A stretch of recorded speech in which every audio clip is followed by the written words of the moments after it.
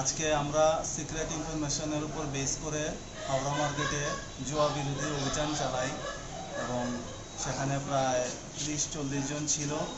আমাদের ততটুকু ইনফরমেশন ছিল না, যার কারণে আমরা সেই মোতাবেক আমরা তৈরি হয়ে যেতে পারিনি। তথাপি আমরা 5 জনকে ধরতে পেরেছি এবং এর সাথে আমরা টাকা পেয়েছি এবং জুয়া খেলার যে সামগ্রী ওগুলো পেয়েছি, এগুলো সিজ হয়েছে। ওদেরকে আমরা অ্যারেস্ট করেছি এবং থানায় নিয়ে এসেছি। ওদের নাম জানা? হ্যাঁ, নাম আছে রূপক বণিক, সুকুমার বণিক, চন্দন কর, মালু দাস, রাজু দত্ত। সেটা এছাড়া অন্য কোনো নেশা সামগ্রী পাওয়া গেছে কিছু? না, নেশা সামগ্রী কিছু পাওয়া যায়নি। ওদের থেকে কত টাকা মনে হয়? 2900 টাকা পেয়েছি। যদিও আমরা দেখেছি অনেক টাকা নিয়ে একজন পেছনের দরজা দিয়ে নদী হয়ে পালিয়ে গেছে। আমরা দুর্ভাগ্যজনক ওকে ধরতে পারিনি।